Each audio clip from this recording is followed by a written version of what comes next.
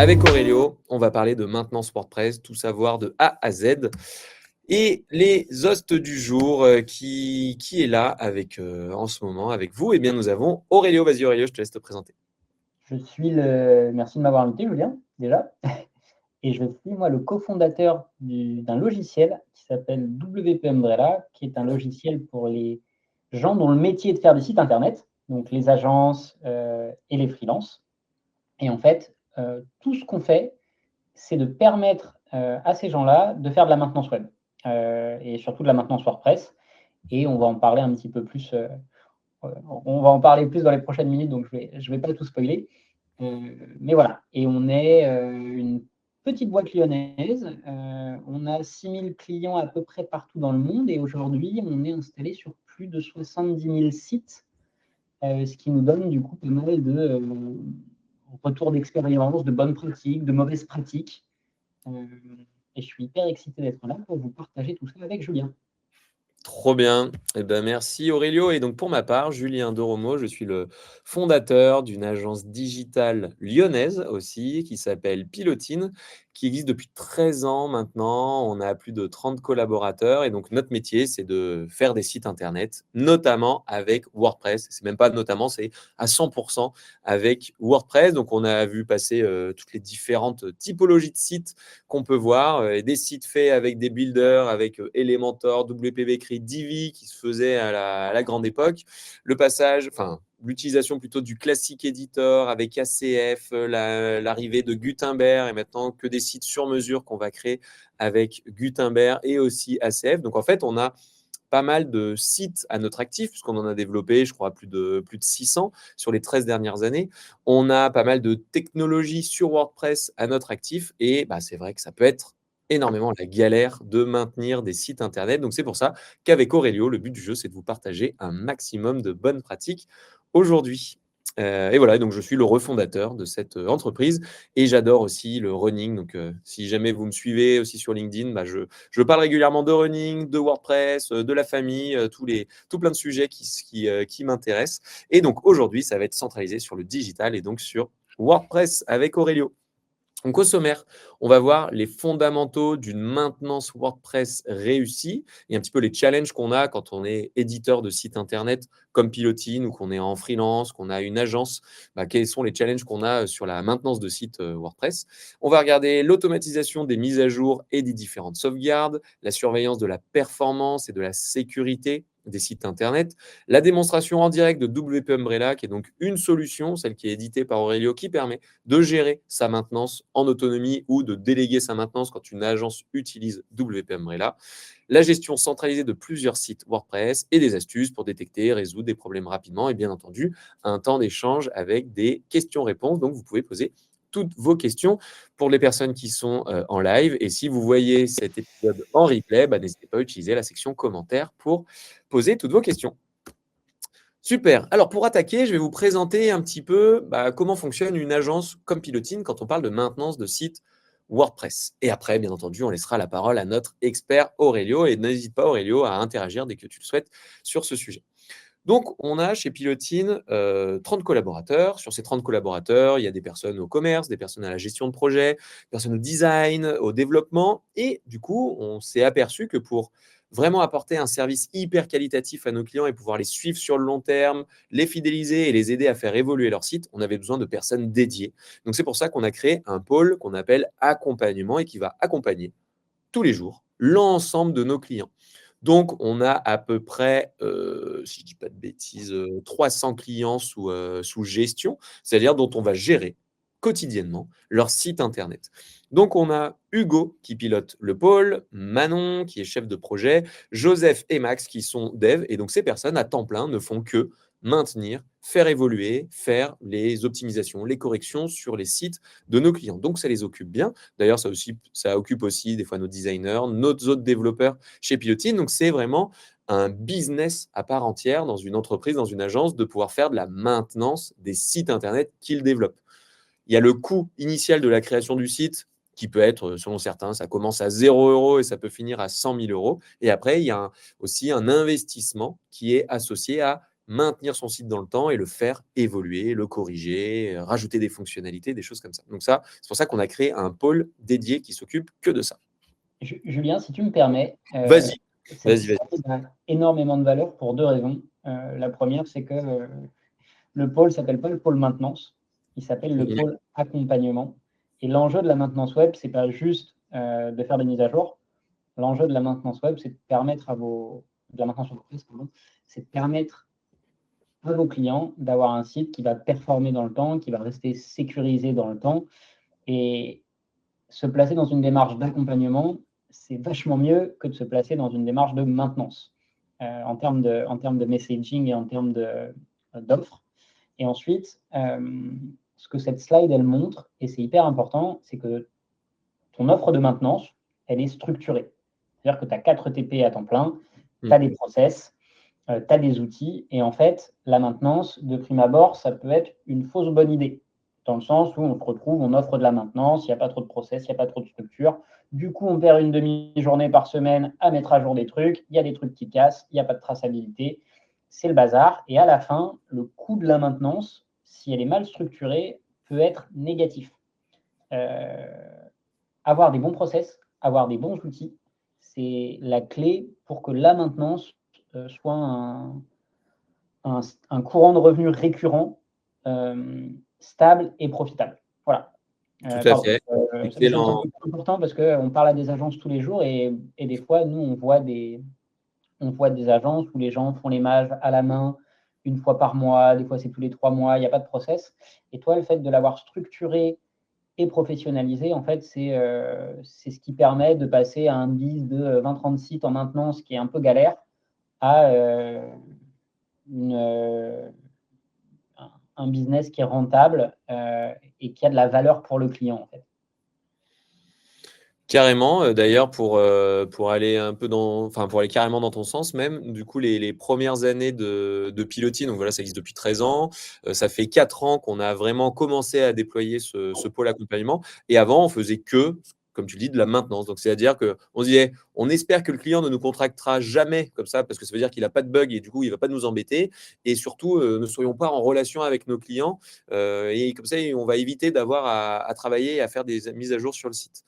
Et on s'est rendu compte qu'en faisant ça, en fait, on n'apportait pas suffisamment de valeur au client. Et donc, en fait, il partait, tout simplement, il partait parce que quelqu'un d'autre allait lui proposer justement un accompagnement pour l'aider à développer son activité, développer son business. Alors, on le faisait quand même, hein, on voulait donner des idées à nos clients, des tips, mais c'était un peu le foutoir, c'était un peu le bordel. Et sur certains sites, comme tu le dis, on avait de la dette technique qui s'accumulait. Parce que si le site, personne n'y touchait, ça s'accumule, ça s'accumule. Et donc, au bout d'un moment, ça devient la catastrophe et on a un site qui plante. On a des clients qui sont surtout pas contents du tout. On a des équipes qui pètent un cap parce qu'elles sont tout le temps dérangées avec des tickets, des machins, avec des demandes, des urgences même. Alors que là, maintenant, on va plutôt faire du préventif et même, pour être honnête, le nombre de corrections qu'on a à gérer, le nombre de vraiment de bugs est de plus en plus bas parce que vu qu'on est dans cette démarche d'accompagnement, ça va nous permettre de plutôt accompagner nos clients sur les évolutions, sur leur stratégie digitale, sur leur stratégie d'acquisition, la mise en place de leur CRM, plutôt des éléments de design, des choses comme ça, mais pour faire mieux. Plutôt que de juste maintenir quelque chose d'un peu naze, on va les aider à faire vachement mieux. Et donc aujourd'hui, sur l'ensemble des tickets qu'on traite, 90%, on est plus sur des demandes d'évolution et 10% au final, c'est traiter des bugs. Alors qu'avant, on était plutôt sur 90% de bugs et 10% d'évolution parce qu'on a changé effectivement notre mindset et notre mode de fonctionnement avec nos clients. Donc là, on a un pôle accompagnement qui va s'occuper effectivement de la maintenance des sites qu'on a développés. Donc ça, c'est une chose, mais il peut y arriver des fois qu'on a des clients qui ont déjà leur site et qu'on doit reprendre le site.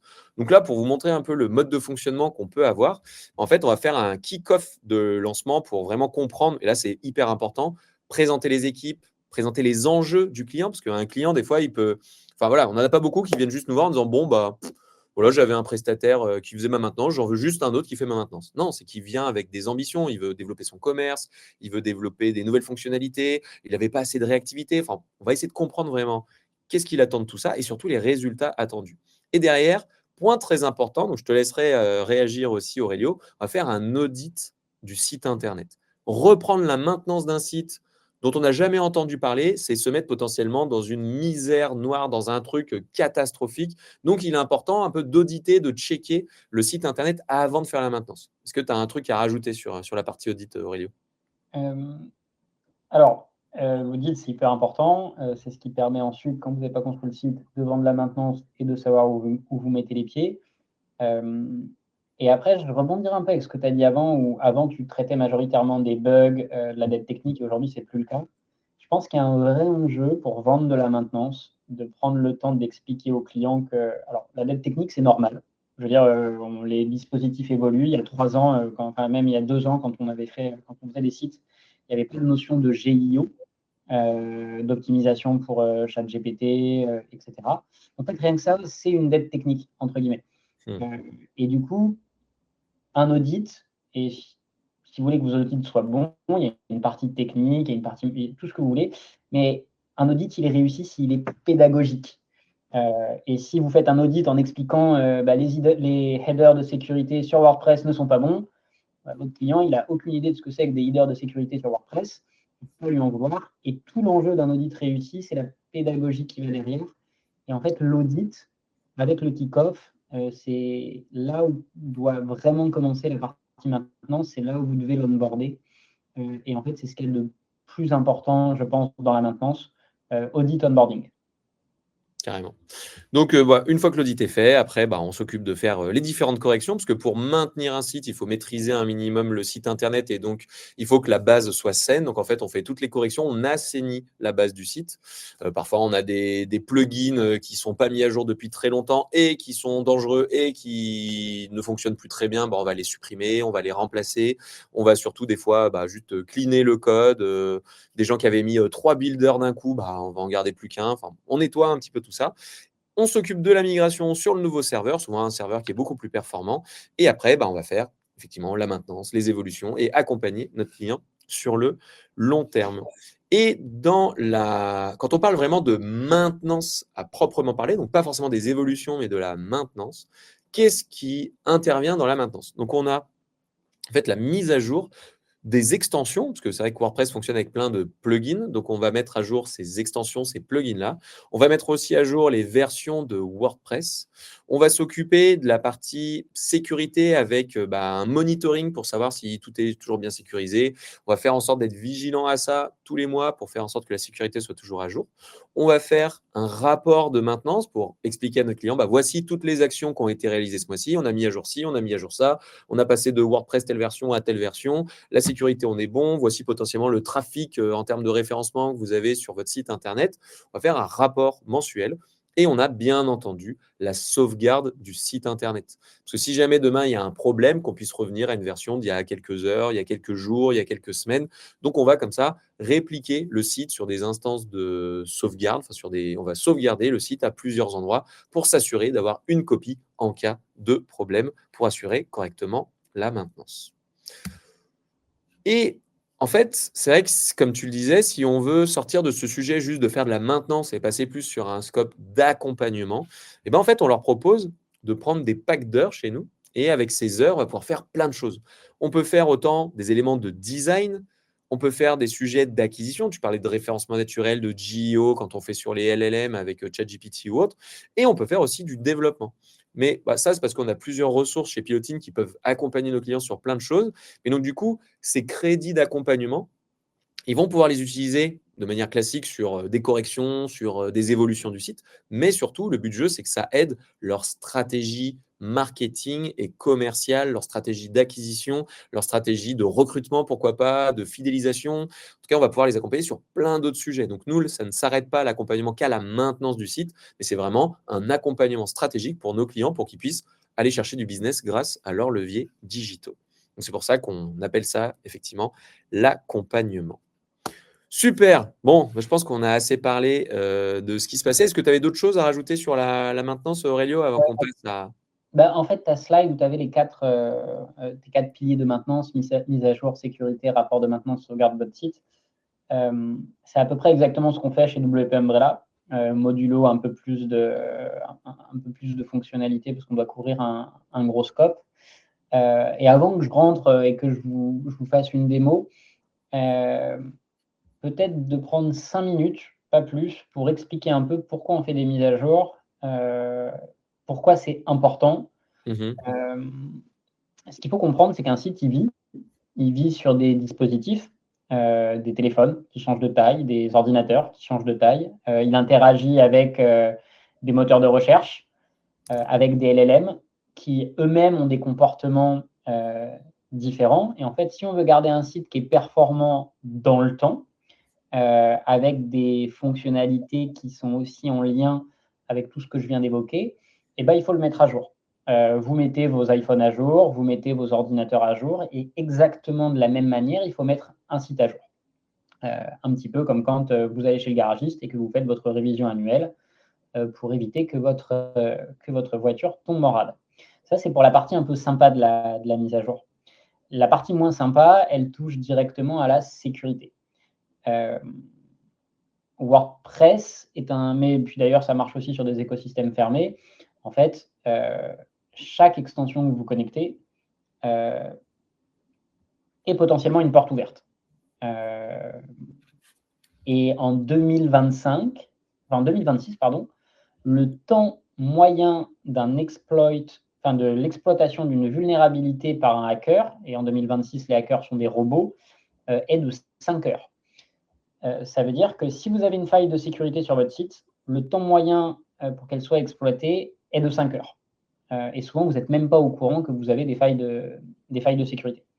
Et la manière la plus efficace pour ne pas se faire hacker, c'est de maîtriser sa stack, donc d'avoir un petit nombre de plugins auxquels on fait confiance et de les garder à jour.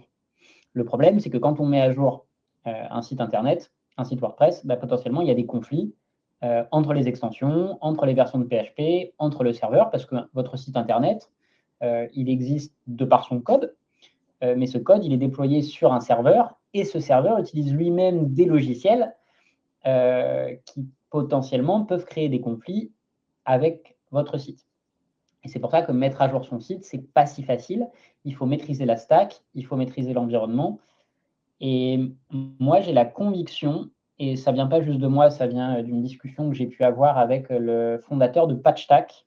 PatchTack, c'est la boîte qui fournit la plus grosse base de données de vulnérabilité pour WordPress. Ils ont une énorme communauté de hackers. Et en gros, avec l'IA, ça existait déjà, mais là, il y a une résurgence qui est complètement folle de robots dont le but est de hacker des sites WordPress. De hacker des sites en général, avec un focus sur WordPress. Merci Julien de mettre le lien dans le chat. Et on parlait de ce sujet avec le créateur de PatchTack, et on était tous les deux d'accord pour dire que le vrai enjeu de la maintenance en 2026, peu importe qu'elle soit WordPress, ou que ce soit des trucs que vous vibe coder, ou que ce soit du Webflow, enfin peu importe la techno, le vrai enjeu à venir pour les créateurs de sites internet, pour les gens qui ont la responsabilité de la vie d'un site entre les mains, ça va être la sécurité. Voilà. Et c'est hyper important. Et puis, je reparlerai un peu des sauvegardes en vous faisant la présentation de WP Umbrella. Au niveau de ce que tu dis aussi, je remarque pas mal de tendances. J'avais fait quelques petites recherches dernièrement et tu vois, par exemple, le WordPress, en termes de recherche, c'est plutôt stable et ça a tendance à baisser un petit peu parce qu'on est dans un milieu qui est quand même pas mal challengé actuellement, vu qu'il y a d'autres technologies qui sont sorties. Tu parlais de vibe coding, on peut faire des sites avec de l'IA maintenant. On a pas mal de trucs qui sont un peu tendance. Et en fait, on va se rendre compte qu'on va avoir de plus en plus de dettes techniques assez incroyables sur les mois et les années à venir parce que de plus en plus de personnes vont sortir un site qu'ils ont fait avec de l'IA, dont ils sont tout contents sur la première version. Mais après, pour mettre à jour, ça va commencer à devenir un enfer. Ils vont commencer à rajouter des trucs sur des rajouts, donc ça va devenir des Frankenstein. En fait, WordPress a déjà vécu l'ensemble de ces sujets où les gens ils commençaient à empiler plein de plugins. Et donc, au bout d'un moment, on a décrété des bonnes pratiques en disant, bon, waouh, les gars, en fait, La surabondance de plugins, c'est une bonne idée sur le papier, mais en réalité, ça nous fait des sites après qui pètent en permanence. Et donc, je pense que WordPress a atteint un certain niveau de maturité qui fait qu'on a beaucoup de retours d'expérience pour savoir les vraies bonnes pratiques pour avoir un site qui soit performant et qui soit endurant sur le long terme. Là où tous les trucs trendy avec de l'IA, aujourd'hui on se dit juste, waouh, on peut faire des sites rapidos, mais en fait, dans quelques mois, ça va être une catastrophe et donc on va faire des sites Frankenstein. Donc, ça va donner beaucoup, beaucoup de travail à des vrais techniciens qui vont être en capacité de maintenir, de faire évoluer ces sites qui vont devenir très compliqués à faire évoluer parce qu'ils ont été un peu codés n'importe comment. Et par exemple, j'ai regardé sur Google Trends, la partie maintenance WordPress est carrément en évolution. Donc, c'est pour ça qu'il y a un vrai marché, il y a un vrai sujet sur maintenant étendre la durée de vie de son site WordPress, sur sécuriser son site WordPress, sur faire en sorte que voilà, et surtout que ce sont des sites qui sont facilement administrables quand ils sont bien faits à la base. Donc, il y a de vrais atouts en fait sur la technologie WordPress par rapport à tout ce qui est vibe codé et qui permet juste de faire très très beau sur la première version. Et donc, du coup, voilà, j'ai remarqué que il y a une vraie tendance à étendre la durée de vie des sites et donc il y a un vrai marché sur la migration et sur la reprise de sites et sur les maintenances de sites WordPress. Donc c'est pour ça que nous, par exemple, Pilotine, pour être très transparent, on se projette et on a de vraies ambitions sur ce sujet-là en faisant grossir en fait la partie en lien avec la reprise de sites WordPress, les maintenances, les évolutions, parce qu'il y a un vrai marché et potentiellement, peut-être un jour, on va devoir ouvrir quelque chose en lien avec la correction et les évolutions de sites veille codés avec les pieds pour justement faire en sorte que le socle soit solide parce que la sécurité peut être cata et surtout l'administration va être complexe. Donc, je pense qu'il y a de vrais marchés qui vont s'ouvrir là-dessus prochainement. Est-ce que tu es plutôt Ouais, d'accord là-dessus? on est tout à fait d'accord. Je pense qu'il y a un âge d'or à venir pour la maintenance web. Et ce qui est hyper intéressant, c'est que WordPress, de par la communauté, les dizaines et les dizaines de développeurs qui travaillent dessus, reste une des technos les plus sûres en fait. Ils vont introduire de l'IA dans WordPress, ce qui va permettre aux éditeurs de sites de faire des choses de manière autonome très très chouette. Et je pense que ton intuition et ton positionnement, Julien, c'est le bon, parce que c'est inéluctable. Il n'y a pas d'ownership sur le code qui est produit quand il est vibe codé, souvent par les personnes qui le vibe code. Et je dis pas qu'il y a assez mal. Nous, on utilise, là, pendant que je suis en train de parler, on a des agents IA qui tournent, mais à la fin, les développeurs qui mettent en production comprennent vraiment ce qu'ils font, comprennent les enjeux de ce qui est en train de se passer, et ce qu'on produit est sécurisé. D'ailleurs, on passe un temps assez incroyable sur la sécurité chez WP Umbrella. Et je suis, long story short, je suis tout à fait d'accord avec toi. Ok, top. Et puis après, on a un terrain de jeu quand on est expert WordPress de pouvoir créer après des agents qui vont venir compléter justement les sites WordPress. Nous, par exemple, on crée des agents pour refaire des pages suroptimisées d'un point de vue SEO, pour pouvoir créer plus facilement du contenu et faire en sorte en fait que via une intention, ça génère une page et après qu'on puisse travailler directement sur la page plutôt que d'avoir un process avec je ne sais pas combien d'étapes pour aller jusqu'à générer des contenus sur son site. Avec toujours ce qui est hyper important, c'est d'avoir un contrôle humain pour faire en sorte que ça ait de la valeur. Mais on a quand même un beau terrain de jeu avec tout ce qui est fait en IA, mais pour le faire proprement et faire en sorte que ce soit pérenne dans le temps et qu'on ait des sites qui soient performants après pour les entreprises, c'est vrai que ça demande un petit peu d'expertise. Et donc, du coup, sans transition, on va passer sur WP Umbrella. Donc, on va rebasculer sur la partie vraiment maintenance. Parce que le but du jeu, c'est de voir comment automatiser ses mises à jour et ses sauvegardes, comment surveiller la performance de son site, sa sécurité, comment gérer de manière centralisée plusieurs sites WordPress ou encore des astuces pour résoudre des problèmes rapidement. La parole est à toi. Merci Julien. Donc comme je le disais en intro, WP Umbrella, c'est une infrastructure logicielle pour les gens dont le métier est de faire de la maintenance WordPress. Et en gros, nous, notre techno, c'est un plugin WordPress qui n'est qu'un connecteur. Et à partir du moment où vous allez connecter votre site à WP Umbrella, il va venir apparaître sur ce tableau de bord. Et depuis ce tableau de bord, vous pouvez gérer des centaines, des dizaines, je le fais dans le désordre, et des milliers de sites. Nous, notre plus gros client a plus de 2000 sites en gestion depuis un même endroit. Ce tableau de bord, il est sympa parce qu'il vous permet de savoir tout ce qui se passe en un coup d'œil. Ici, je vois que j'ai 2 sites qui sont down. Je vois que j'ai des sites avec énormément de mises à jour à faire. Je sais de quand date mon dernier backup et je peux me connecter au back-end de tous mes sites WordPress en un clic. Ce tableau, il est évidemment filtrable avec des tags, des labels. Vous pouvez aussi filtrer par version de PHP.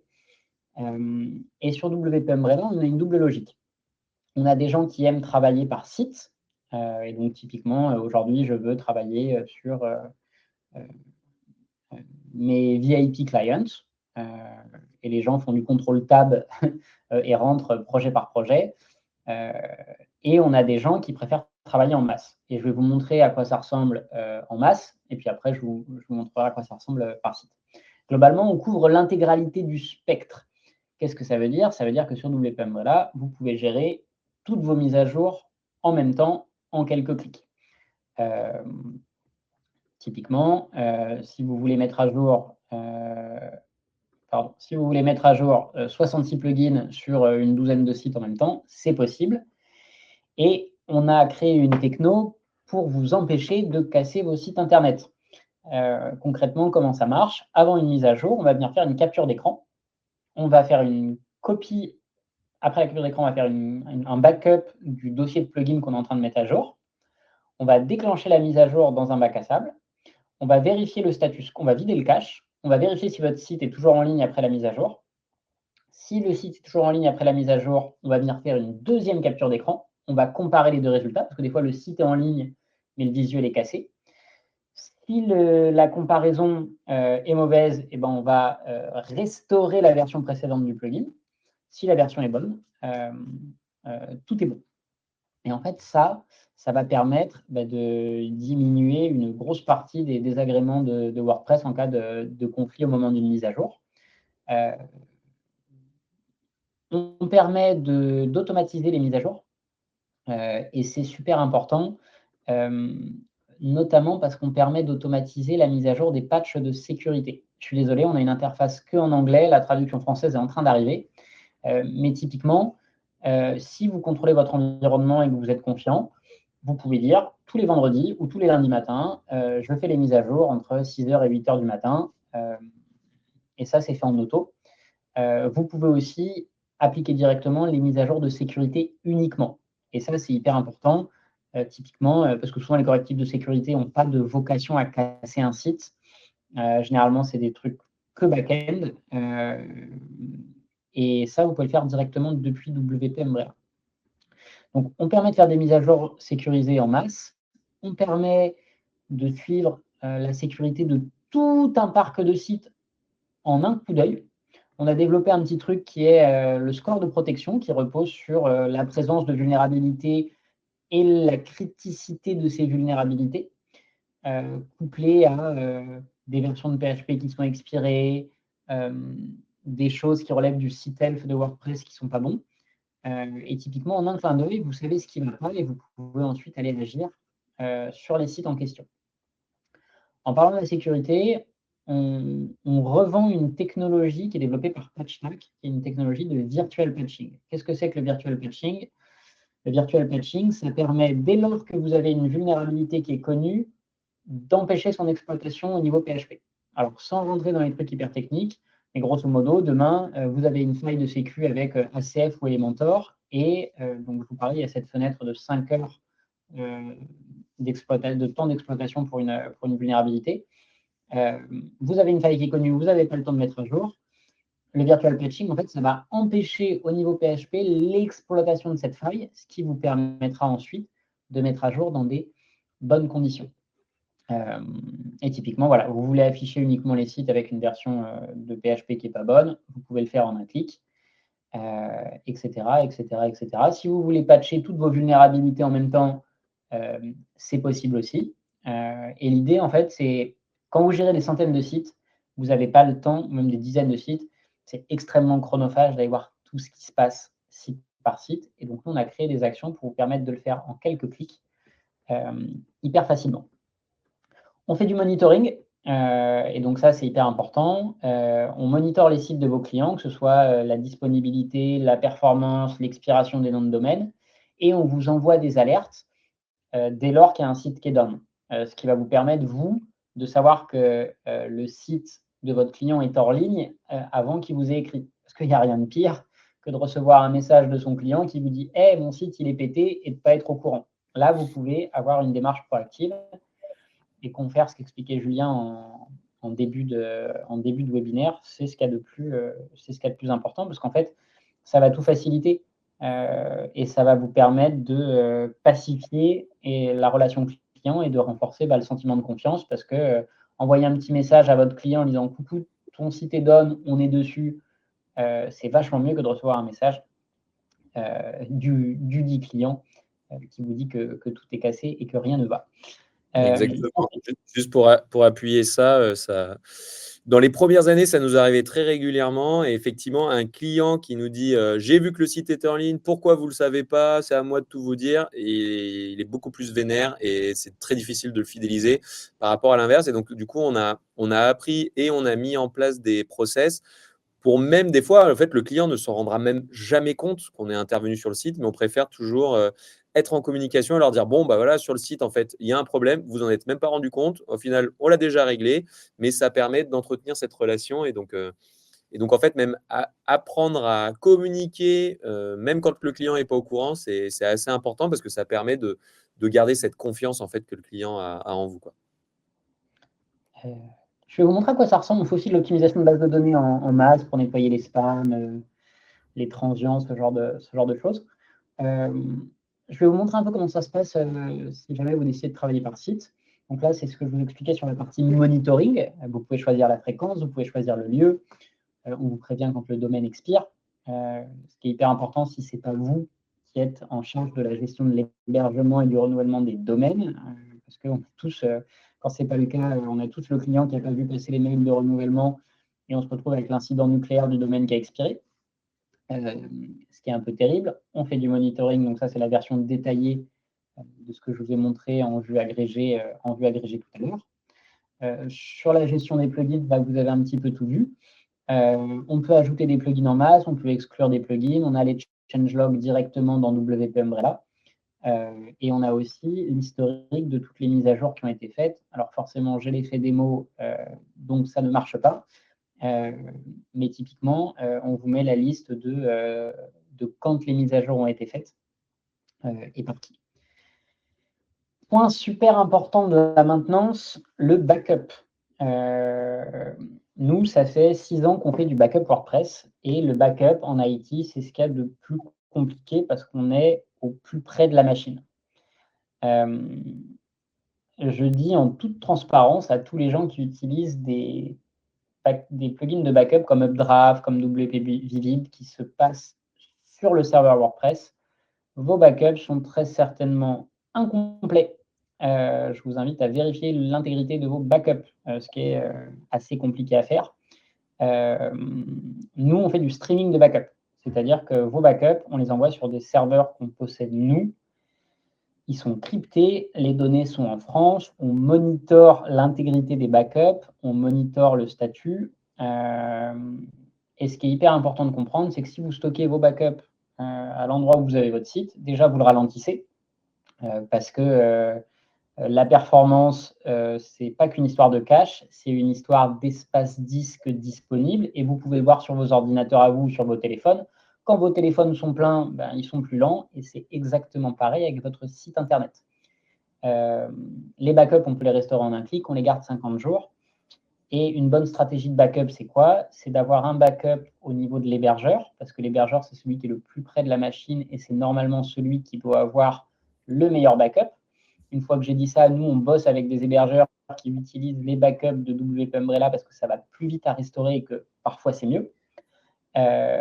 Et il faut ensuite avoir au moins une autre source de backup, si ce n'est deux, que le backup hébergeur, donc WP Umbrella, et il faut que cette ou qu'importe, ça peut être un concurrent, mais en tout cas, il faut que ce backup il soit stocké et fait, si possible, à un autre endroit que le serveur sur lequel le site est hébergé. Et il y a plein d'histoires pas sympas quant au VH à brûler, de gens qui avaient leur backup, qui n'avaient d'ailleurs qu'une source de backup chez OVH, qui du coup n'ont rien eu, et qui avaient les backups sur le site et qui du coup n'ont pas pu les restaurer sur le serveur et qui du coup n'ont pas pu les restaurer. Ouais, pour ajouter une petite pièce là-dessus, donc on a souvent des clients enfin des prospects pardon, qui viennent nous voir en disant bah voilà j'ai perdu mon site, il a été piraté et puis le prestataire actuel n'arrive pas à le restaurer et donc du coup bah souvent c'est un peu trop tard, c'est foutu.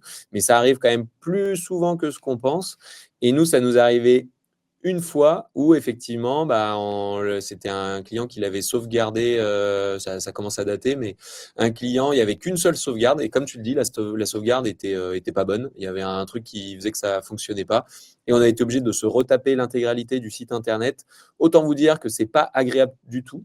Donc depuis, donc là, nous, on va basculer en termes d'hébergement chez Scaleway, et je sais que la sauvegarde, il y en aura 3 qui sont à 3 endroits physiques différents.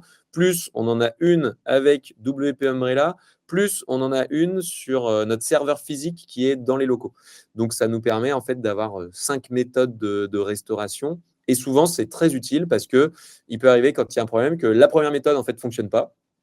Et quelle que soit la méthode, mais des fois, il y en a une qui ne fonctionne pas. Et heureusement qu'on en a quelques autres sous le coude pour remettre d'aplomb le site internet s'il y a eu le moindre souci. Donc, j'appuie exactement ce que tu viens de dire. Il faut vraiment voir le backup comme enfin, moi, je vois le site comme un commerce. C'est-à-dire que vous avez une épicerie, vous avez besoin d'un local, et ce local, il a une assurance habitation, il a une responsabilité civile, etc., etc., etc. Et on espère toujours ne jamais avoir à s'en servir. Mais si on n'en a pas, le jour où on a un problème, c'est la fin du monde. Et c'est exactement ce dont il s'agit avec les backups. Et j'invite tous les gens qui font du backup, qui nous écoutent, qui ont une agence, à télécharger le contenu d'un de leurs backups et de vérifier l'intégrité de l'archive. Il ne faut pas le faire tous les jours, il ne faut pas le faire tous les mois. Normalement, quand ça marche, ça marche. Mais souvent, ça ne marche pas. Et souvent, il manque des dossiers. Et donc voilà, j'invite tout le monde à télécharger un backup de temps en temps, juste Pour le pour tester. regarder que l'intégralité du WP Content est bien là. Sécurité, on en a parlé. Donc on refait remonter, on alerte les agences sur les failles de sécurité qui existent. On fait remonter toutes les infos qui relèvent du site F de WordPress. Et on va améliorer cette partie de la sécurité très bientôt. L'idée, en fait, c'est de permettre aux agences d'avoir une démarche proactive dans la gestion de la sécurité. Et puis, quand on active la technologie de virtual patching dont j'ai parlé, qui chez nous s'appelle Site Protect, et l'effet démo est terrible parce que du coup, mon graphe est cassé. Voilà, c'est super. Alors.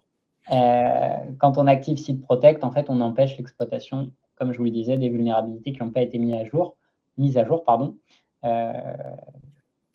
Et c'est hyper important de garder ces sites en bonne santé et en toute sécurité.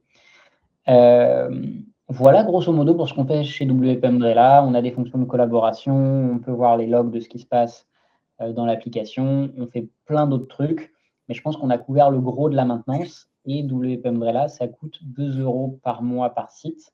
On n'est pas un hébergement, on vient au-dessus de l'hébergeur pour être une couche qui permet justement, pour être l'infrastructure derrière les gens qui font de l'accompagnement WordPress. Super, un grand merci Aurélio. Je te laisse le mot de la fin, Aurélio. Qu'est-ce que tu aimerais nous partager, nous raconter? Alors, c'est très orienté WP Umbrella, mais on a un service de migration gratuit. C'est-à-dire que si aujourd'hui vous utilisez une autre solution, on s'occupe de tout.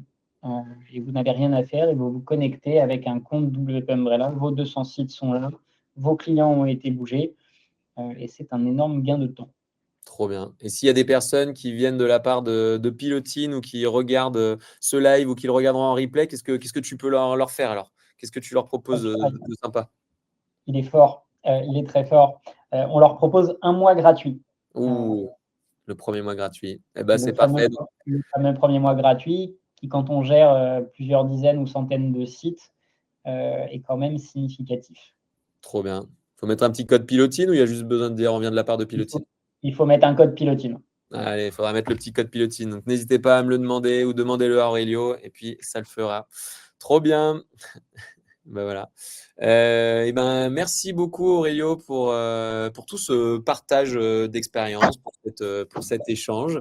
On se revoit, j'espère, très bientôt et puis je souhaite à tout le monde aussi une excellente journée, un bon appétit et à bientôt tout le monde. Ciao, ciao. Salut!